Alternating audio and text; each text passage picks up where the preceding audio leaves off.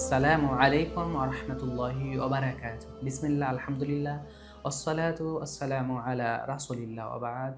আল্লাহুম্মা আল্লিমনা মা ইয়ানফা'ুনা ওয়ানফা'না বিমা আল্লামতানা ইয়া রাব্বাল আলামিন। যারা যেখান থেকে আমাদের এই ভিডিও দেখছেন সবাইকে সালাত এবং তার হুকম আহকাম পর্বে আপনাদেরকে স্বাগত জানাচ্ছি। আমরা প্রথমে আলোচনা করব সলাতের শর্তসমূহ। সলাত গুরুত্বপূর্ণ একটি ইবাদত। সলাত যদি কেউ না পড়ে, রাসূল সাল্লাল্লাহু আলাইহি ওয়াসাল্লাম এবং তার সঙ্গী সাথী রাসূল সাল্লাল্লাহু আলাইহি ওয়াসাল্লাম বলেছেন, মান মান তারাকা সলাতান মুতাআম্মিদান ফাকাদ কাফারা। যে ব্যক্তি ইচ্ছাকৃতভাবে সলাত ছেড়ে দিল, সেই যেন তার থাকার জায়গায় জাহান্নাম করে নিল।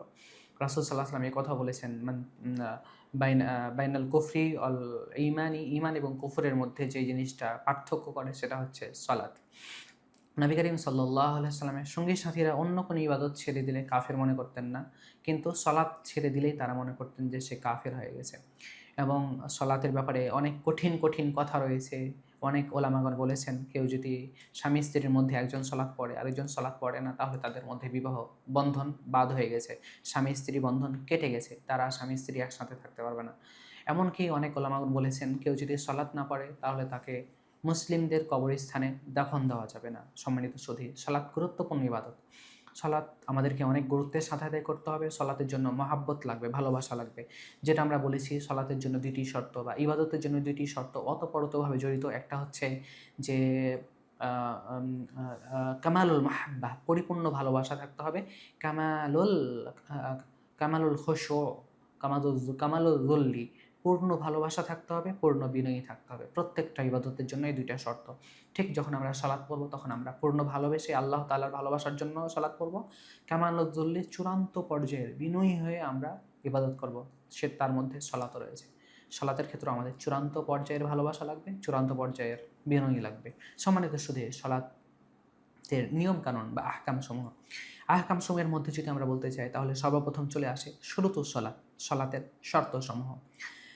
সম্মানিত সুধী, সালাতের শর্ত হচ্ছে ৯টি। ১ নম্বর হচ্ছে, সালাত শর্ত হওয়ার জন্য শর্ত হচ্ছে মুসলিম হতে হবে। কাফেরদের উপরে সালাত সহ্য না, ফরজ না। ২ নম্বর হচ্ছে আল আকল, জ্ঞান থাকতে হবে, বুদ্ধি সম্পন্ন হতে হবে।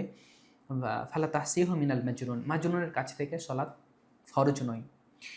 তামিজ, মানে ভালো মন্দের পার্থক্য কারিত হতে হবে, তাহলে তার উপরে সালাত ফরজ হবে। ৩ নম্বর শর্ত গেল। ৪ নম্বর হচ্ছে আত-তাহারা মা আল কুদরা, সক্ষমতা অনুযায়ী তাহারাত, পবিত্রতা অর্জন করতে হবে। ৫ নম্বর হচ্ছে দুখুলুল ওয়াক্ত ফালা তাসিহু ক্বাবলা, ওয়াক্ত প্রবেশ করতে হবে, অর্থাৎ যখন যে সালাতের সময় আসবে ঠিক সেই সময়ই সে সালাত পড়তে হবে। সময়ের আগে কোনো প্রকারের কোনো সালাত নেই। ফরজ সালাত, নফল সালাতের জন্য নির্দিষ্ট কোনো সময় নেই, তবে যে সময়গুলোতে নবী করিম সাল্লাল্লাহু আলাইহি ওয়াসাল্লাম নিষেধ করেছেন সেই সময়গুলোতে না পড়াই উচিত।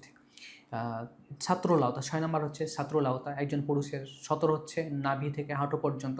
অন্য বর্ণনায় আসছে যে তোমাদের কেউ যেন সালাত না পড়ে, অন্তত তার ঘাড়ে যেন কোনো একটা পোশাক থাকে। হ্যাঁ, রাসূল আল্লাহ তাআলার কাছে যতটা সৌন্দর্যভাবে উপস্থিত হয়ে সালাত আদায় করা যেতে পারে, ততটাই আমাদের জন্য ভালো। সৌন্দর্য নিয়ে সালাত আদায় করা উচিত। ৭ নাম্বার হচ্ছে ইজতিনাবুল নাজাসা, নাজাসা থাকা, বেঁচে থাকা, অপবিত্র জিনিস থেকে বেঁচে থাকা আমাদের উচিত। ৮ নাম্বার হচ্ছে ইস্তেকবালুল কিবলা, কিবলামুখী হয়ে সালাত পড়তে হবে। কিবলা চেনা যায় না, তার জন্য কি সালাত নেই? জি, সালাত আছে। এর জন্য আপনি যে অঞ্চলে যাবেন সেখানে যদি আপনি কিবলা নির্ণয় করতে না পারেন, তাহলে আশেপাশে আপনাকে যাচাই করতে হবে, জিজ্ঞাসা করতে হবে, প্রশ্ন করতে হবে যে কিবলা কোন দিকে।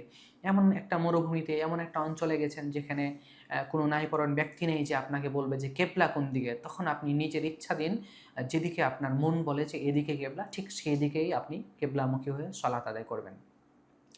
৯ নাম্বার হচ্ছে নিয়াত, নিয়াতটা খুব গুরুত্বপূর্ণ। নিয়াত না হলে সালাত হবে না। নিয়তটা খুব গুরুত্বপূর্ণ। নবী করিম সাল্লাল্লাহু আলাইহি ওয়াসাল্লাম বলেছেন, ইন্নামাল আমালু বিন্নিয়াত, নিয়াতের উপরে সব কাজের কর্মফল। যেমন নিয়তের মাধ্যমে ফরজ এবং নফল সালাত পার্থক্য করা হয়। এর জন্য উচিত আমাদেরকে সালাতের আগে নিয়ত করা। নিয়তটা আমরা মুখে বলবো না, অন্তরেই নিয়ত করব। যখন আমরা সালাতে আসবো তখন তো আমরা জানি কোন সালাতে আছি, বাস এটাই যথেষ্ট। এর জন্য আমাদের মুখে উচ্চারিত করে পড়া উচিত না। যা রাসূল সাল্লাল্লাহু আলাইহি ওয়াসাল্লামের কাছ থেকে বর্ণিত হয়নি।